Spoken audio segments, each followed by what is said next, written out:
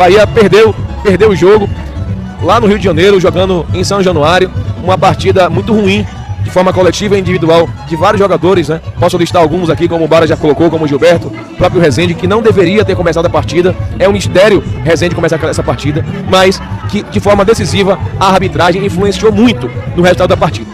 São 2 pesos, 2 medidas, deixou de expulsar um jogador do Vasco da Gama no início do jogo para expulsar logo depois o Jean Lucas pela mesma falta. Foi a mesma falta, curiosamente, foi no mesmo jogador, que foi o Barros. Jean Lucas foi expulso, na minha opinião, foi bem expulso, foi muito imprudente no movimento com o cotovelo, sinalizou ali uma suposta agressão e ele realmente pendeu para o lado do Vasco. Logo depois o Gilberto ainda sofreu uma agressão do jogador vascaíno e ainda tomou cartão amarelo. O Gilberto não vinha bem, mas foi agredido dentro da área no cobrança de escanteio e o árbitro deu cartão amarelo para o Gilberto. Bahia joga muito mal hoje, muito mal. Rogério Ceni alterou o time de forma nociva ao esquadrão. Não entendo como pode o Jean Lucas ser expulso e ele substituir o Willian José pelo Azevedo para colocar Azevedo e Rezende na mesma partida. Você não entendeu errado não.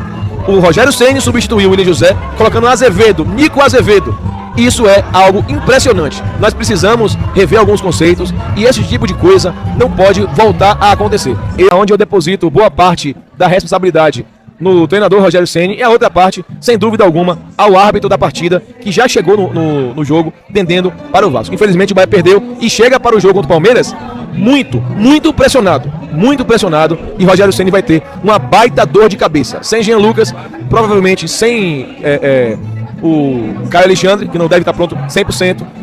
Graças a Deus tem um Sanabria que não foi expulso, deveria ter sido expulso, mas sem Pulga ainda, sem Ademir. Isso vai para o domingo. Aí a gente espera que o cara faça milagre, mas vai ter que fazer milagre para poder seguir competindo no Campeonato Rodrigo Barato. Eu queria que você falasse a respeito do jogo hoje em si, das 2 mudanças, né? A escolha do Gilberto para iniciar a partida e do Rezende também, e até o momento ali da expulsão do Jean Lucas. O que é que você pode falar da tua equipe que estava vencendo a partida? Bom, eu acho, boa noite.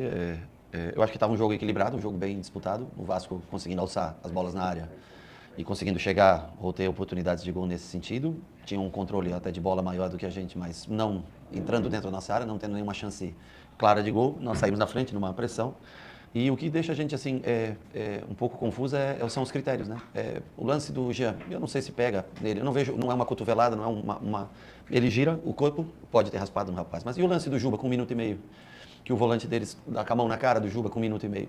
Aí o lance do David no escanteio, no pré-escanteio, que o Gilberto está atrás dele, ele vira, dá uma mãozada e pega aqui. Quer dizer que se o Gilberto fosse 10 centímetros mais baixo e pegasse no rosto, seria expulsão. Como pegou no ombro o tapa que o David deu.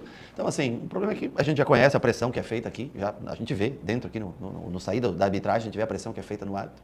E é feito critérios distintos. Como é que chama o VAR para o lance do Jean? Como é que não chama o VAR para o lance do Juba? Como é que chama o VAR para o lance do Sanabria? Que não teve absolutamente nada, mas não chama no lance do Gilberto em que o David agride ele. Então, assim, o jogo é até o minuto da expulsão e nós não conseguimos suportar aqueles 8 minutos que faltavam, 10 minutos que faltavam do primeiro tempo para tentar ajeitar melhor o time para o segundo tempo. Infelizmente, ainda no cruzamento a bola desvia, se eu não me engano, no Sanabria, né? Acho que o Gabriel dá uma escorregada no lance, o Gilberto poderia estar fechando um pouquinho, o Coutinho entra e faz o gol.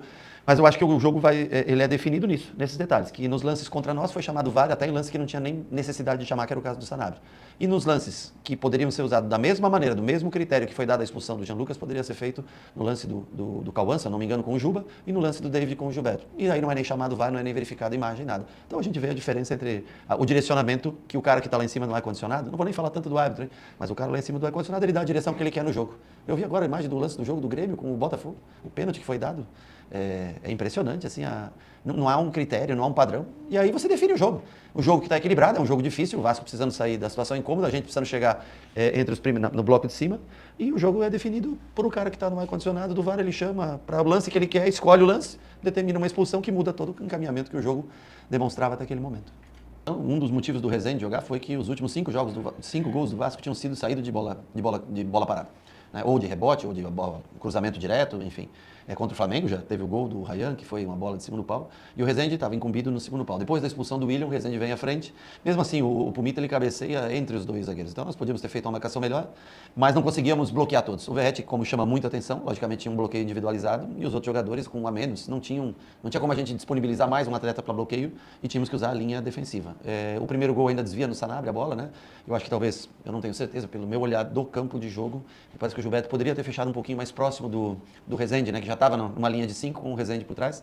O Coutinho vem de trás, se eu não me engano, o Coutinho faz o gol de cabeça, né? O Coutinho entra de trás, entrou se eu não me engano, entre o espaço do Rezende e do Arias, pelo lance que eu lembro do jogo em si. Do Arias, do Gilberto, o Arias entrou depois. Então poderíamos ter fechado um pouquinho melhor, mas estávamos bem posicionados. O Vasco não estava conseguindo entrar com a bola tocando, não tinha conseguido uma possibilidade. As possibilidades do Vasco foram nos cruzamentos. E no momento que nós tínhamos uma linha de 5 mais protegida a área, foi o momento que tudo bem, que nós tínhamos um jogador a menos, mais difícil de marcar, o time roda mais rápido a bola. Mas foi no momento que nós sofremos o gol. Uma pena a expulsão do Jean, acho que mudou todo o panorama do jogo, mudou a partida. Jogar 60 minutos, 50 e tantos minutos, 60 minutos com um jogador a menos aqui e com o VAR totalmente favorável ao time da casa, com 4 possibilidades de VAR, as nossas são chamadas, as deles não são, critérios distintos, diferentes. O Vasco tem um ótimo time, tem jogadores de potência física, o David quando entra dá muito trabalho, o Gomes também, um jogador de velocidade. Então assim, o Vasco tem um bom time, a arbitragem não foi uma arbitragem igual para as duas partes, e nós tivemos algumas desatenções e com um a menos.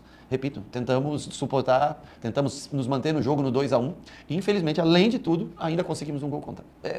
Assim, para ter o azar ainda que o Juba poderia ter batido na bola, ter saído para qualquer lugar a bola encobre o Ronaldo, entra na gaveta. Então, é uma série de situações que juntas fazem a diferença no final de um jogo.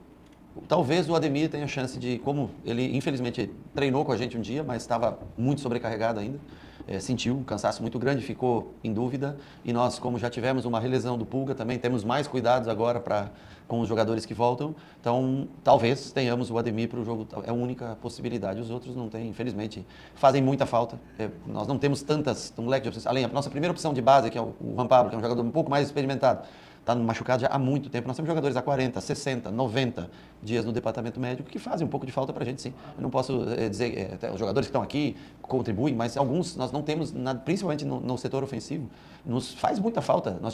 Começamos o ano com Pulga, Lúcio e Ademir. Nesse momento nós não temos nenhum dos três. Né? Aí tinha Thiago para substituir, machucou. Tinha Juan Pablo que podia substituir, machucou. Infelizmente, são lesões, acontece. São muitos jogos, mas assim, nós não vamos se apegar a isso, nós temos que dar um jeito, temos que tentar, primeiro, trazer o máximo de jogadores possíveis, porque não dá para escolher. Aqui contra o Vasco é difícil, né? Contra o Palmeiras em casa também é difícil. Contra o Botafogo aqui é difícil. Contra o Flamengo em casa, que é o do dia 5, também é difícil. Então, né? Agora, quando tem, além de tudo isso, das dificuldades que nós já temos por natureza, dos times que nós enfrentamos, que são bons times, como é o Vasco, e com uma arbitragem um cara do vídeo que chama todos os lances para o adversário e não chama para a gente, fica mais pesado, fica mais difícil. Temos que tentar ajustar, porque o campeonato não para e os jogos nós temos uma sequência de jogos muito pesadas, muito difícil, e infelizmente esses atletas que estão, alguns, o Eric, por exemplo, sei lá, 90 dias, 100 dias, não sei, infelizmente essas lesões acontecem e atrapalham o nosso planejamento. Rogério, qual é o retorno que a gente pode dizer assim para falar para o torcedor de por que o Iago segue entrando ali como um atacante pela esquerda e qual é a análise que é feita de a gente vê isso de produtivo e por isso segue colocando o Iago por ali? O Iago segue entrando, ou o Zé, que são dois laterais e jogaram, tanto o Zé entrou contra, acho que foi o Fortaleza, Cruzeiro foi o Zé? Zé entrou contra o Cruzeiro e o Iago entrou contra o Fortaleza, pode ter sido isso? Contra o Ceará, desculpa, não, contra o Fortaleza, contra o Ceará, né? Porque nós temos Pulga machucado, porque nós temos Ademir machucado, porque Thiago estava machucado, hoje nós precisávamos do Thiago de 9. Se nós tivéssemos os jogadores de origem da função prontos para jogar no dia de hoje, o Pulga fisicamente é um jogador que vai e volta, acompanha, dá retorno, pode ser colocado. Se eu colocar um Kaique hoje, no momento daquele jogo, ou se eu colocar o garoto, o Cauê, que joga pelo outro lado, mas poderia até posto ele pelo um lado, eles não vão conseguir. O Cauê acabou de fazer 16 anos, ele treinou 3 vezes com a gente. Tudo bem se o jogo está favorável, ou se a gente está em 11 contra 11, precisando de um gol e quer jogar 10, 15 minutos com ele, acho que ainda é válido colocar. E eles, infelizmente, não têm a potência física. Aqui tem o Pulga, por exemplo, e o Ademir, que são jogadores formados, jogadores prontos. Então, assim, dentro daquela circunstância do jogo, o Iago, para fazer um 4-4-1, o Iago poderia dar a chegada pela força que tem na linha de fundo e recompor na marcação, porque senão nós tomaríamos 4, tomaríamos 5, não seria nada absurdo. E é duro nós já tomamos uma vez 5 nesse ano, que é uma coisa anormal, e não é fácil você se recuperar depois disso. Então, no jogo de hoje, explicando para você, é por esse motivo. Poderia ser o Zé, poderia ser o Iago, jogadores que têm força. Cauli para fazer esse vai e volta do lado, ele não vai conseguir te render, não vai conseguir recompor. O Kaique é a mesma coisa. Eles são jogadores mais técnicos, mais leves, que pro jogo de hoje, com chuva, com superioridade numérica do adversário, não conseguiriam. Numa situação normal, claro, caberia muito mais botar um Kaique num 11 contra 11, naquela situação, num jogo 2-1 para o adversário, você num 11 contra 11, caberia muito mais um jogador mais técnico. No caso específico de hoje, o Zé ou o Iago fariam melhor a recomposição, porque senão nós perderíamos um ataque e voltaríamos com um jogador a menos, mais jogador expulso e não conseguiríamos marcar o Vasco.